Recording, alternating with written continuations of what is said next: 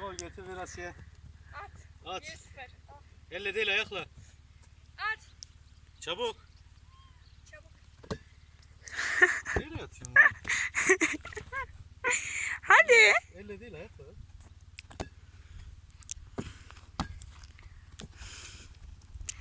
Asiye sen kalene git.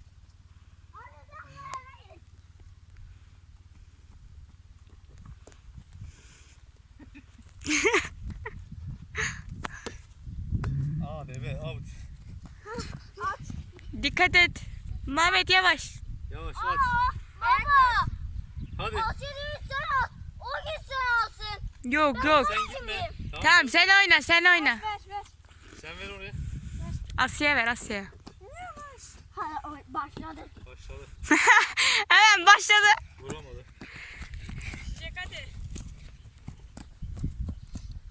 Aa el var el var el var el var. Ver el var. Ama en aşağı indi. O insin bak. Baba elle mi tutuyor? Başlayacak. Başlıyor. Başladı.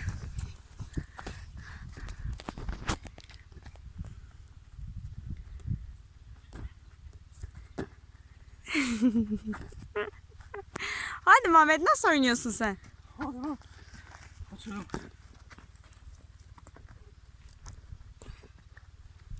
Böyle mi oynuyorsun Mehmet?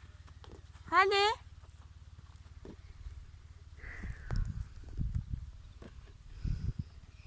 Geliyor Asya. Hadi be.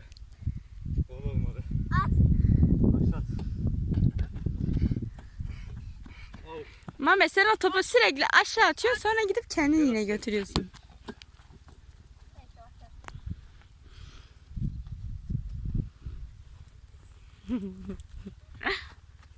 Hadi. Hadi gayret.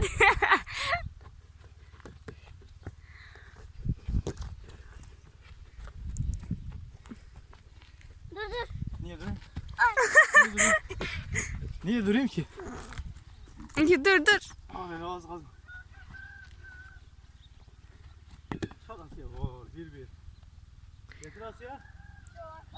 Hadi 2 olan Her şeyi ben getirdim. Aşağı düştü aşağı düştü.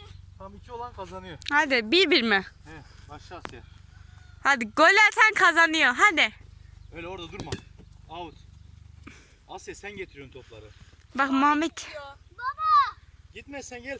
Gol gol. Yok. Ayağımla Ben çıkarttım. gördüm oradan. Asya'ya değdi dışarıya çıktı o. Ver Asya ver Asya. Ver ver. Tüm Ver ayaklarına Asya bas. lan. Hay attım. Ya. Ama benden başlayacaktı.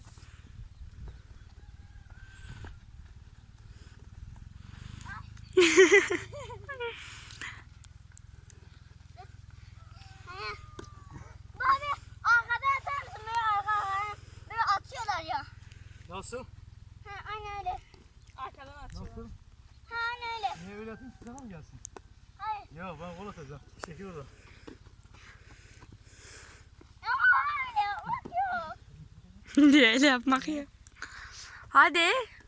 Kimse atamıyor. Aa gitti. Gitti.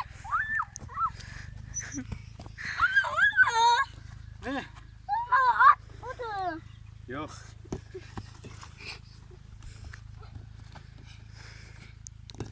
Hadi. Nerede? Yedi.